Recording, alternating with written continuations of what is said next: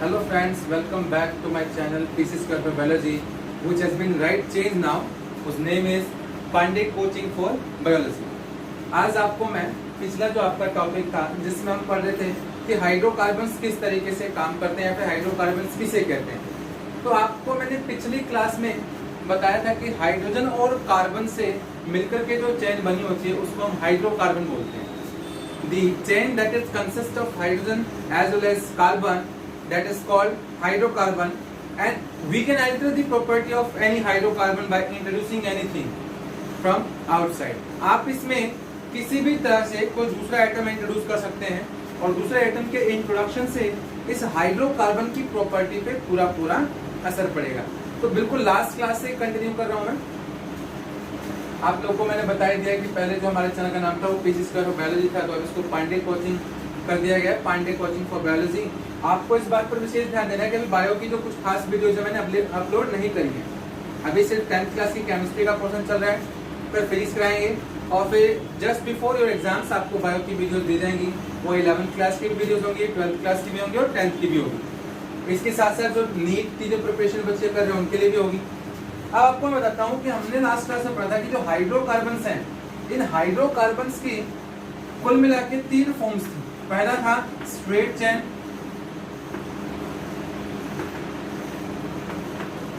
दूसरा था branched chain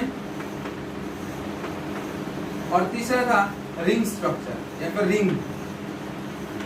तो बेंजीन जो है वो रिंग का एक एग्जांपल है और ब्रांच में क्या है, आप कार्बन को ऊपर नीचे साइड में कहीं पर भी अटैच कर सकते हैं. ये इसका एग्जांपल देखें, ये एक स्ट्रेट चेन हो गई जिसमें कार्बन लगा रहे हैं नीचे ऊपर साइड में, जबकि इसी के साथ अगर मैं इसको मिटा देता हूँ और इस तरीके से कुछ अटैच कर देता हूँ तो ये ब्रांच हो गया, ये ब्रांच चेन हो गया कार्बन का.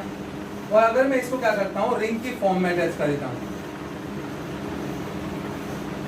तो ये जो हो गया ये रिंग स्ट्रक्चर हो गया.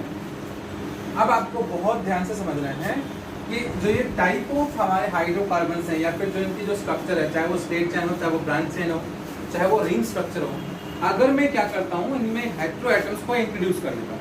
अब आपके दिमाग में सबसे पहले एक ही क्वेश्चन आना चाहिए, सर ये हेटेरो एटम क्या होता है, इनका रोल क्या है, क्या इनके जुड़ने से किसी भी तरह का कोई चेंज जो है वो आएगा कि नहीं आएगा किसी हाइड्रोकार्बन की प्रॉपर्टी में. तो इस बात को आप विशेष करके समझ लीजिए कि अगर आप क्या करते हैं हेटेरो एटम को इंट्रोड्यूस करते हैं, हेटेरो एटम, इसे हिंदी में विषम परमाणु कहते हैं.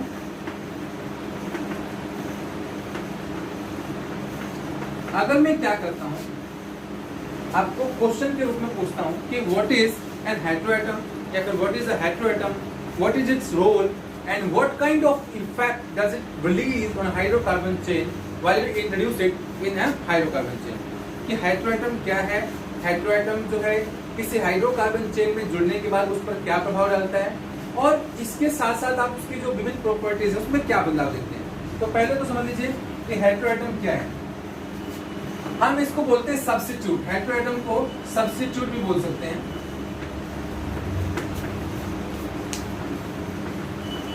तो देखिए सब्स्टिट्यूट क्या है, आप फुटबॉल जैसे गेम में, क्रिकेट जैसे गेम में क्या करते हैं, एक जो आपका परमानेंट प्लेयर है उसको इंजरी लग जाता है ड्यूरिंग द प्ले, खेल के दौरान चोट लग जाने की स्थिति में उसको क्या कहते हैं, हटा लिया जाता है. उसके स्थान पर एक फिल्टर आ जाता है जिसको सब्स्टिट्यूट बोला जाता है.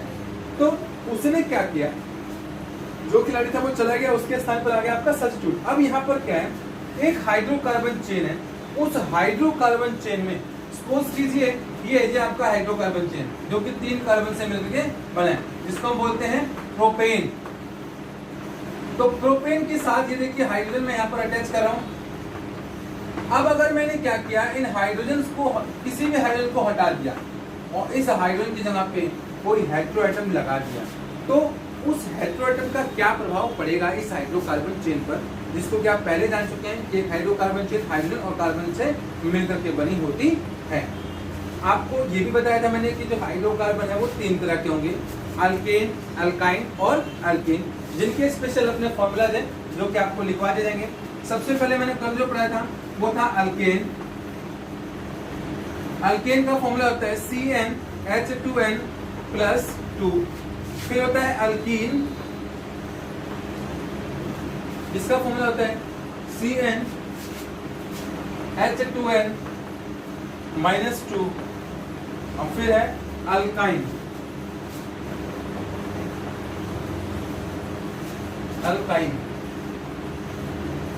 इसका फॉर्मूला होता है CnH2n।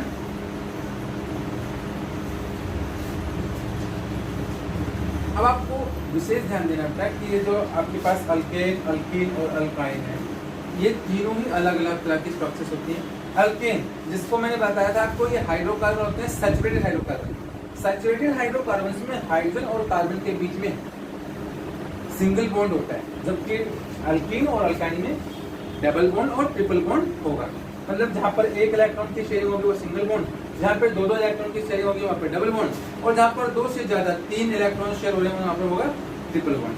अब आते हैं आपको ये बताने के लिए कि हेटेरोएटम क्या है। हेटेरोएटम का किसी भी हाइड्रोकार्बन चेन पर प्रभाव क्या पड़ता है। हेटेरोएटम क्या करता है कि किसी भी हाइड्रोकार्बन में एक हाइड्रोजन को हटा करके उसका स्थान ले लेगा, और जो हाइड्रोएटम की सबसे खास बात यह है कि वो हाइड्रोकार्बन की प्रॉपर्टीज को बदल देगा। आप दोबारा समझ लीजिए ध्यान से कि एक हेटेरोएटम को जब हाइड्रोकार्बन चेन में इंट्रोड्यूस किया जाएगा तो वो एक हाइड्रोजन को हटा देगा उसके स्थान से और उसकी प्रॉपर्टीज में बदलाव ले आएगा। अब कोई आपसे पूछेगा कि हेटेरोएटम के उदाहरण दीजिए, तो देखिए आपको मैंने बोर्ड पे नोट किया हुआ पहले से, क्लोरीन और ब्रोमीन, ये क्या है? हेटेरोएटम है। क्लोरीन क्या है? हेटेरोएटम है। ब्रोमीन क्या है? हेटेरोएटम है। ये ग्रुप 17 से बिलोंग करते हैं, इसलिए इनको हम एक साथ हेलोजन भी कह सकते हैं। तो जैसे ही हम ये क्लोरीन और ब्रोमीन को किसी हाइड्रोकार्बन चेन में इंट्रोड्यूस करेंगे जो कि हेलोजन ग्रुप है, तो इनके लिए जो नाम से पहले लगेगा वो होगा क्लोरो और ब्रोमो। किसी भी हाइड्रोकार्बन का नाम लेने से पहले वहां पर हम इस्तेमाल करेंगे क्लोरो और ब्रोमो। इसके एग्जांपल्स हम अभी प्रैक्टिस करेंगे। इनका सिंबल क्या है? क्लोरीन और ब्रोमीन। दूसरा आपका हेटेरोएटम है ऑक्सीजन। अब ये जो ऑक्सीजन है, ऑक्सीजन को अगर मैं H के साथ लगाता हूँ, ये OH ग्रुप, ये अल्कोहल बनाएगा। एल्डिहाइड के लिए क्या होगा? जब एक कार्बन एक हाइड्रोजन के साथ सिंगल बॉन्ड में हो तथा दूसरे ऑक्सीजन के साथ क्या हो?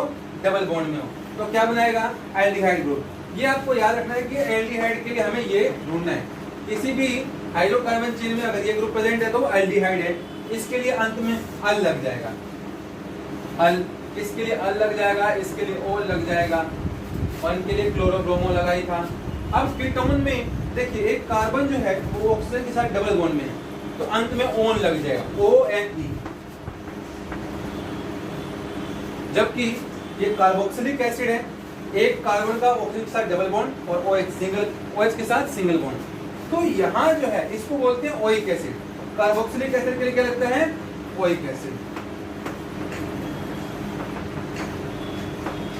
तो अब आपको क्या करना है? बिल्कुल अच्छे से इसका स्क्रीनशॉट ले लीजिए या फिर इसको नोट कर लीजिए। जब भी आप क्या करेंगे, कार्बन में नोमेनक्लेचर का प्रैक्टिस करेंगे, नामांकन करेंगे, तो नामांकन से पहले इसको बहुत अच्छे से लर्न कर लेना है, वरना आप नोमेनक्लेचर नहीं सीख पाएंगे। फ्यूचर में जब भी आप 11th क्लास में या फिर 12th क्लास में ऑर्गेनिक केमिस्ट्री करेंगे तो चीजें क्लियर नहीं होंगी आपके लिए।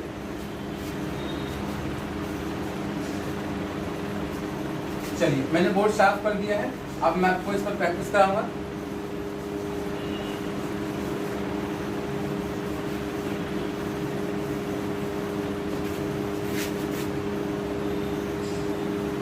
देखिए, इसको मैंने यहीं पर लिख के दिया है ताकि आपको कोई दिक्कत ना हो और आप चीजों को याद रख पाए आसानी से।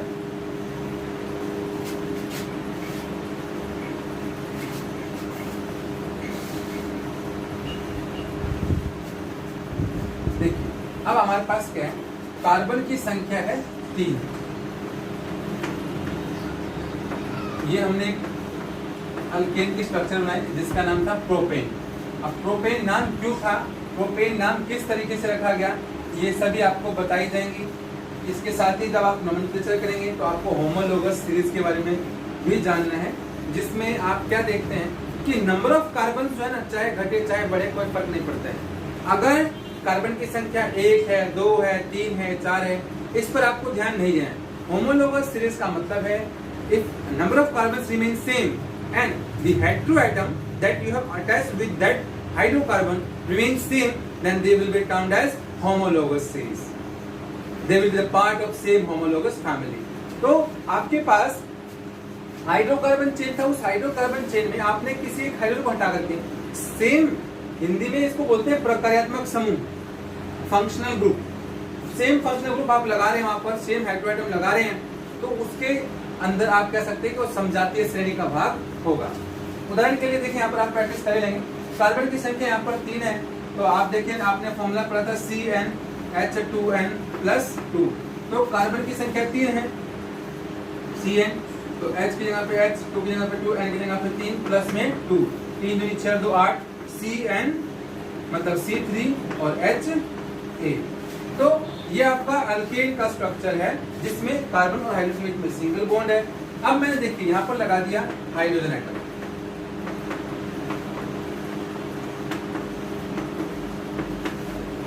अब इसके साथ आपको क्या क्या प्रैक्टिस आप करना चाहते हैं, सब प्रैक्टिस कर सकते हैं। आपने क्या किया, इस हाइड्रोजन को हटा दिया और यहाँ पर लगा दिया क्लोरीन, या फिर यहाँ पर लगा दिया ब्रोमीन। तो मेरी बात समझ लीजिए, पहले जब आप नोमेनक्लेचर की बात करते हैं तो नोमेनक्लेचर में सबसे पहले आपको एक हाइड्रोकार्बन चेन के अंदर ये जानना होता है कि नंबर ऑफ कार्बन्स कितने हैं। आपको मैंने पहले टेबल लिखवा दिया, 1 कार्बन के लिए में, 2 कार्बन के लिए 3 कार्बन के लिए प्रोप, 4 कार्बन के लिए ब्यूट, 5 कार्बन के लिए पेंट, 6 कार्बन के लिए हेक्स, 7 कार्बन के लिए हैप, 8 के लिए ऑक, 9 के लिए नॉन और 10 के लिए डेसी या फिर डेका। तो आपने ये लगा दिया कि यहाँ पर देखिए 3 कार्बन है, इसलिए आ गया प्रोप। 3 कार्बन के लिए हमने लगा दिया यहाँ पर प्रोप, क्योंकि कार्बन और हाइड्रोजन के बीच में सिंगल बॉन्ड है, इसलिए लग गया एन। अब आपको समझना है कि मैंने यहाँ क्लोरीन और ब्रोमीन दोनों में से कोई एक से लगा दी। आप चाहे तो क्लोरीन लगा सकते हैं, आप चाहे तो ब्रोमीन लगा सकते हैं। अगर आपने क्लोरीन लगाया तो ये क्लोरोप्रोपेन हो गया, और अगर आपने ब्रोमीन लगाया तो ये हो गया ब्रोमोप्रोपेन।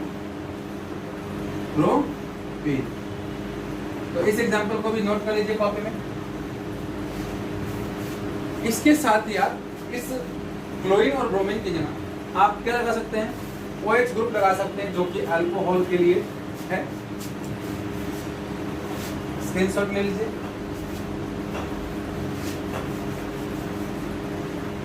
देख, अब मैं क्या कर रहा हूं, इसको हटा करके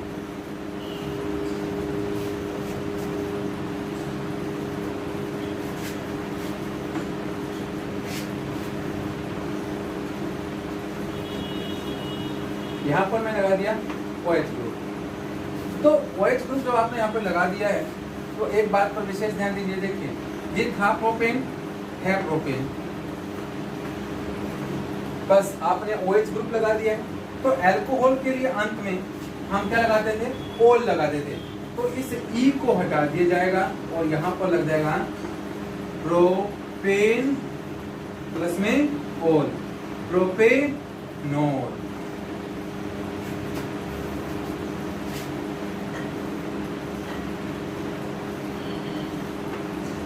प्रोपेनोल इसका नाम हो गया। अब इसकी जगह आपने देखा भाई साहब मुझे तो क्या करना है, एल्डिहाइड बनाना है। Number of carbon again remain same, carbon की संख्या सेम रहेगी। आप क्या करेंगे, एक कार्बन के साथ इस हाइड्रोजन को लगे रहने देंगे, इस OH को और H को हटा देंगे और यहाँ पर क्या होगा, ऑक्सीजन का डबल बॉन्ड कर देंगे। तो देखिए ये क्या बन गया, ये बन गया प्रोपेनल, प्रोपेन प्लस में Al, प्रोपेन प्लस में Al, ये हटा दिया गया, फिर से Al लगा दिया, तो ये बन गया प्रोपेनल, क्योंकि एल्डिहाइड के लिए अल लगता है। अब आपको क्या करना है, जहां पर कार्बन का डबल बॉन्ड है ऑक्सीजन के साथ, तो इसको मिटा दीजिए, यहाँ पर फिर से हाइड्रोजन लगा दीजिए, यहाँ ऊपर भी मिटा दीजिए, नीचे भी इस कार्बन को 2 इलेक्ट्रॉन की शेयरिंग करनी है, यहाँ पर लगा दीजिए ऑक्सीजन। और अब आप क्या देखते हैं कि क्या बन गया, 3 कार्बन के साथ वाला कीटोन बन गया, तो बन गया प्रोपेन। तो देखिए अब E को हटा करके इसके साथ क्या लगाएंगे, ओन, तो ये बन गया प्रोपेनोन।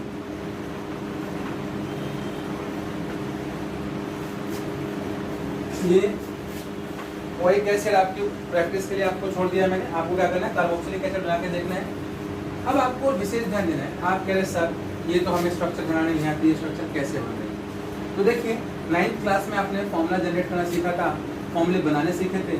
यहाँ पर आपको ना कार्बन की वैलेंसी सेटिस्फाई करनी थी। ये देखिए इस कार्बन के पास 4 इलेक्ट्रॉन होता था देने के लिए, 1 2 3 4। इसे 4 और चाहिए था, तो एक इसने इस कार्बन से ले लिया, एक इस हाइड्रोजन से, एक इस हाइड्रोजन से और एक इससे। तो देखिए इन दोनों हाइड्रोजनों की भी हो गया सेटिस्फैक्शन, इन हाइड्रोजनों ने भी क्या किया अपना 2 पूरा कर लिया। और इस कार्बन ने क्या किया, 4 इसके पास खुद के थे, 1 2 3 4, ये इसने इससे बाहर से ले ली। तो ये जो इतनी स्ट्रक्चर थी ये हो गई इलेक्ट्रिकली स्टेबल। अब उसके बाद ये कार्बन ने बोला भाई मुझे भी 4 चाहिए, तो एक इसका पास था 2 और 2 इसके पास यहाँ पर था, 2 इसने ऑक्सीजन से ले लिया, 4 2 6, एक इसने ये सब कार्बन से ले लिया, एक इसके साथ शेयरिंग कर ली। तो इसकी भी वैलेंसी जो है वो सेटिस्फाई होगी। अब ऐसे ही इस कार्बन के पास भी 4 थी, एक इसने इस हाइड्रोजन से लिया, फिर एक इसने इस हाइड्रोजन से लिया, एक इसने इस हाइड्रोजन से ले लिया।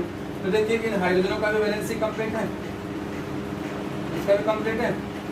और इन्होंने क्या करा, आपस में शेयरिंग करके खुद को इलेक्ट्रिकली स्टेबल कर दिया।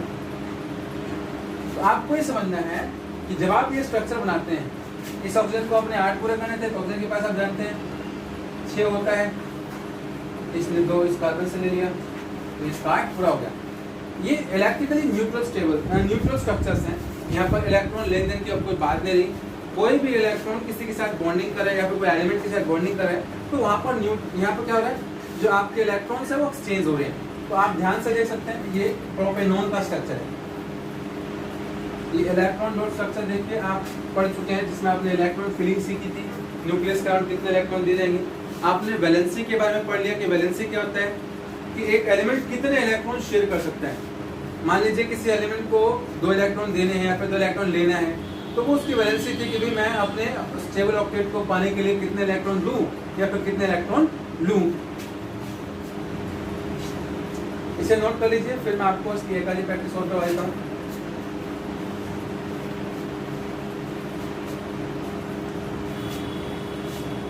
अगर किसी बच्चे को इस स्ट्रक्चर को समझने में दिक्कत हो रही तो मैं आपको एक छोटी सी स्ट्रक्चर बता के फिर वापस दोबारा प्रैक्टिस कराता हूँ। आपके पास स्ट्रक्चर थी CH4। अब इस कार्बन की जो वैलेंसी है वो होती है 4, 1 2 3 4। इसको 4 इलेक्ट्रॉन और चाहिए थे, तो इसने क्या करा, 4 हाइड्रोजन के साथ बॉन्डिंग कर दी।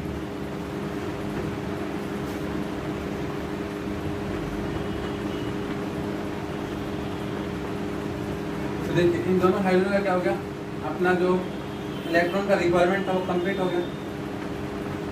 और इस कार्बन का भी अब जो अपना इलेक्ट्रॉन रिक्वायरमेंट है वो पूरा हो चुका है।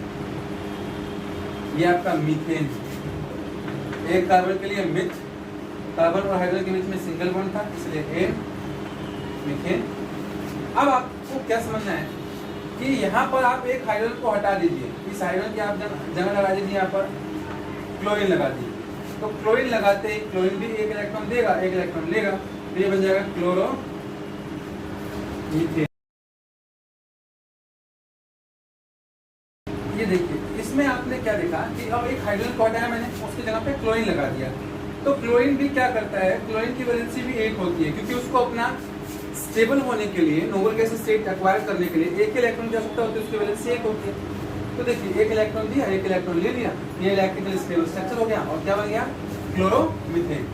तो क्लोरोमीथेन के बाद आपने बोला सर इसको आप यहाँ पर OH ग्रुप लगाइए, तो मैं फिर से कह रहा हूँ इसको मिटा दूंगा।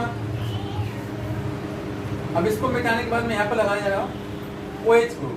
तो OH को समझ लीजिए, ये जो ऑक्सीजन है ना, इसके पास 6 इलेक्ट्रॉन होता था, 2 2 4, एक 5 और एक 6। अब इसको अपना 8 पूरा करने के लिए 2 चाहिए, तो एक इसने पहले ही हाइड्रोजन से लिया हुआ है और एक ये इधर कार्बन से ले लेगा। तो देखिए 2 2 4 2 6 और एक इससे मिल गई 7 और एक इसने कार्बन से ले लिया 8।